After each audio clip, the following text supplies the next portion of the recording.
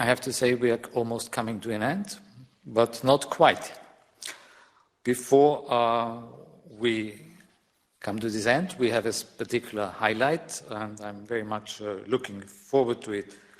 As you know, in the European Parliament, it is the Conference of Committee Chairs who oversees and guides our work in the areas of impact assessment and European added value. Of course, the Conference of Committee Chairs does much more, but for us as a directorate and as a service, this is what is particularly important to us.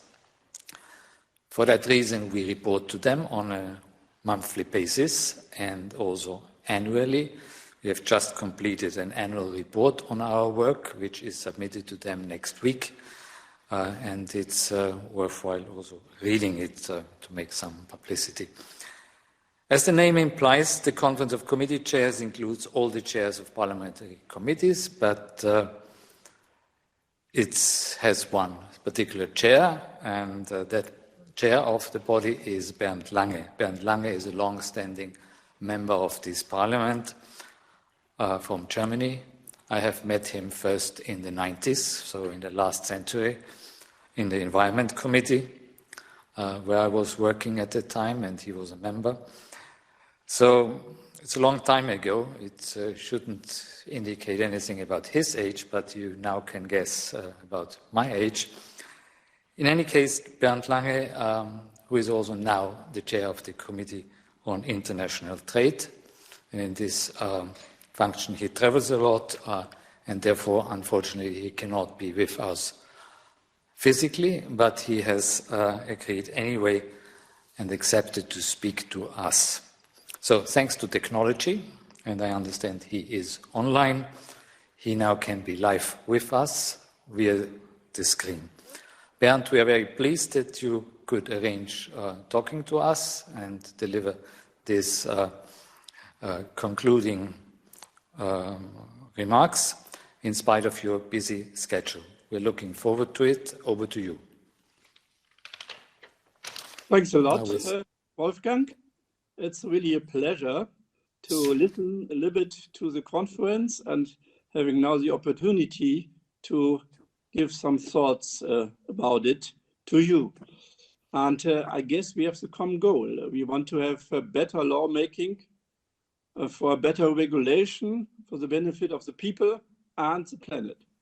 And therefore, I'm really happy to get some different aspects for the future work. And as Wolfgang said, the Conference of Committee Chairs is the body of the European Parliament, which is really overseeing the work of the research department of the European Parliament.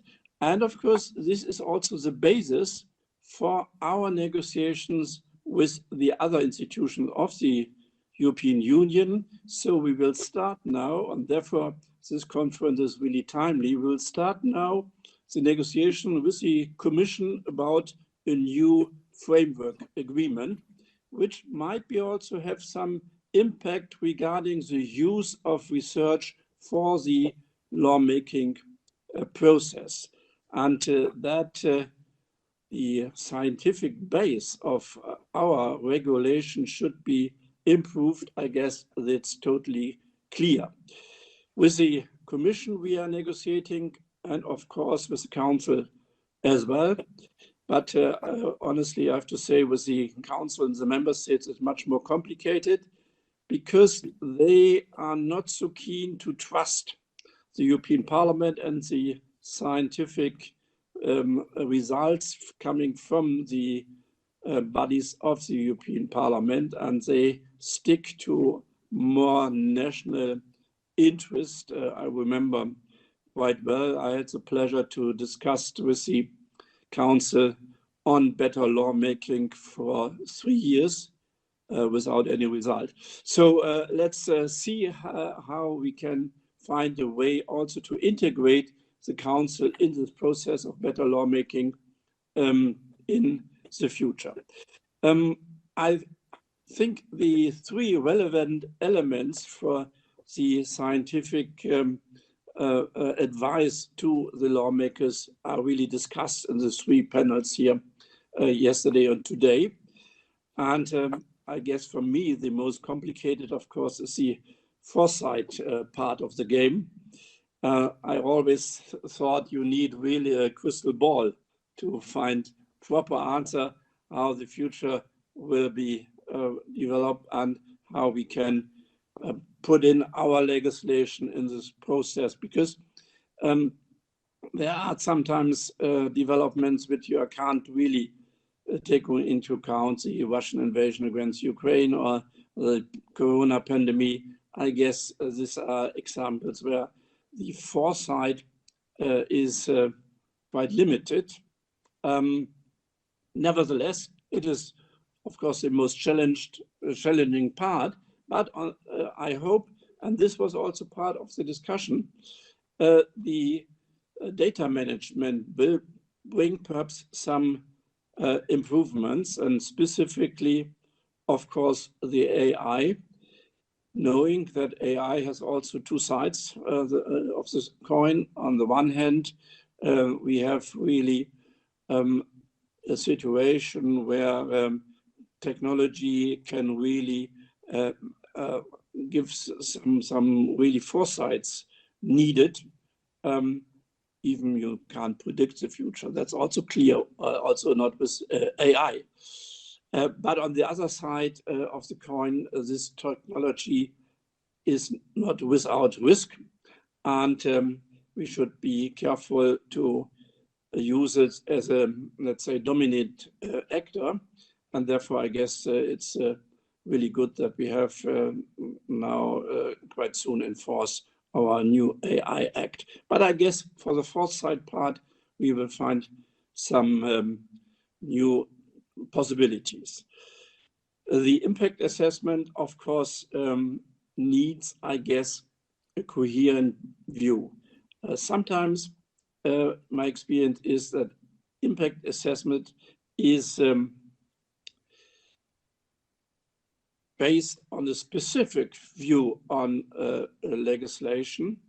And I have the clear plea and wish that we should have a coherent view on all aspects of legislation, probably discussed legislation, knowing that this is not an easy task. Of course, you need to look to the protection of our people, the coherence in the society, and of course also the competitiveness of our industry in such an impact assessment. And because our globe is really a small town, you need also the effect to certain countries in such an impact assessment. So it's a really important exercise and necessary to generate proper legislation. And I would really like to see a further improvement and also in a coherent way in the scientific advice to the European Parliament. Probably also to correct a little bit the so-called impact assessment coming from other sides. And then, yes, the ex post evaluation seems to be, for me, more and more becoming more important and relevant. Sometimes I would say this is perhaps the most important part of the game.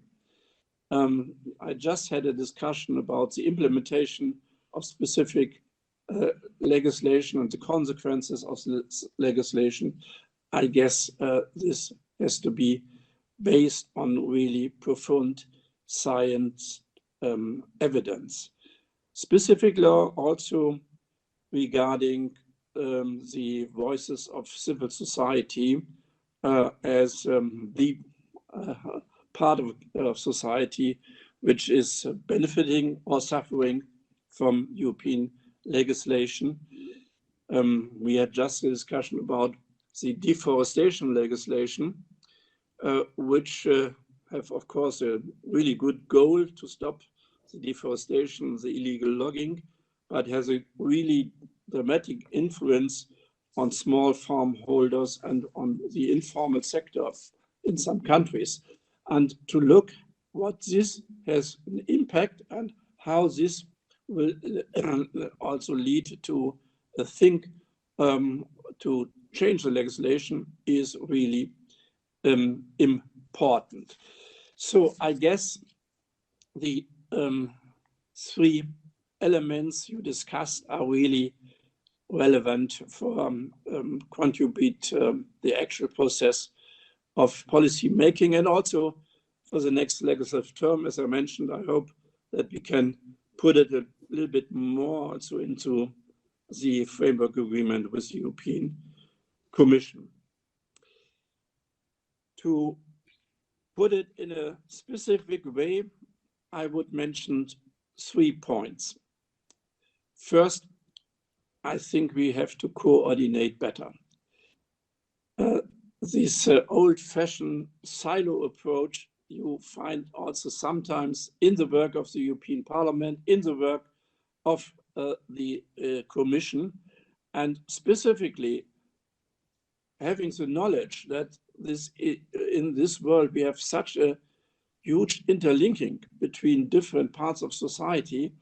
I guess we have to overcome the silo approach and have a better coordination, and also perhaps regarding the scientific advice between the different institutions. So this, I guess, should one lesson learned for the future. Secondly, I mentioned the 3 levels you discussed during this conference.